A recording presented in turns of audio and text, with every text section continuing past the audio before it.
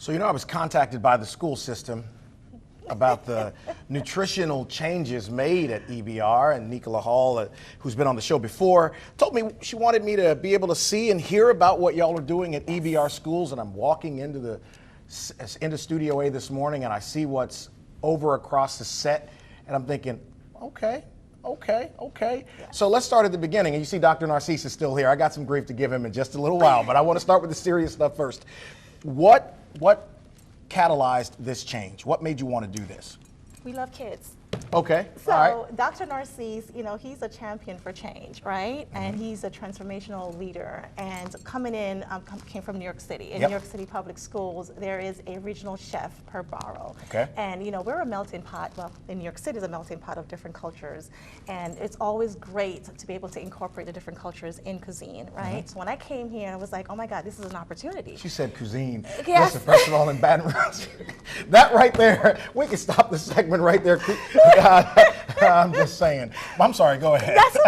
That's okay. So coming here and seeing the opportunity, in Louisiana, no other school district is doing anything that we're doing. We are a trendsetter, and we want to set the trend, and we are going to win the Super Bowl, all right? So the whole point is, let's see what we could do for kids, not just on the educational side, but also nutrition, right? We could do a lot of great things. So let's start with, we already started in the high school serving lattes, cold and hot for high school kids. Kids love coffee, right? In addition to that, let's start off with some chefs. Change the menu, revamp how we do business, focus on customer service, food presentation. Bam, here we go. That's from Emily Lagasse, if you ever know him. I know him. I interviewed him one time. So, Dr. Narcisse, I got to give you a little bit of credit. He's got a mic on over there across the set from me. Every time we've had lunch, you'd even pick up the tab, but the kids over at EBR schools are they're doing pretty well. This is good, man. I'm proud to see this. Tell me about this. Yeah, so we're super excited, and I'll let the chefs talk through, but the big thing, as you heard Nicholas said, was, we wanted to do stuff specifically for kids and also get kids feedback on doing a lot of pieces with like customer service and all these pieces. And so one of the comments that we got when kids were saying, they were like, listen, can the lunches be better? And I'm sitting there saying, we were like, wait a minute, we are in Louisiana. This is like the eating capital of the world, right? That's right. So why are we not giving kids a little bit better lunch? And so there's a lot of opportunities that we have for that. And so as Nicholas said, we started talking about shifting the model, and she started putting in place, and we have these great chefs. They are great chefs from here who've done some great things. And introduce our chefs. I know Chef Maria is going to talk, but let's talk about, introduce the chefs. I am Chef Maria Newman. And who's with you? He doesn't have a mic on. Just tell us. Sorry, and this is Chef James Porter. All right, let's talk about what's on the island there that these kids are eating. Tell me about that, Chef Maria. So these are some new items that we will be debuting in the fall. Here we have new breakfast items. These are pancake on the stick. We have a sausage, egg, and cheese biscuit, and then we also have breakfast parfaits going to be served at breakfast and lunch, actually, healthier alternative. And then avocado toast. It's one of the trendier food items that we're going to be having next year. Wow. Hey, Dina, bring me that parfait, please. So let's talk. And somebody, you've got a spoon over there. I'm not joking. Bring me that parfait. I think we talked about this on a serious note. There are a lot of kids who only really get solid food or good meals when they come to school. That is a reality of some kids in poor situations.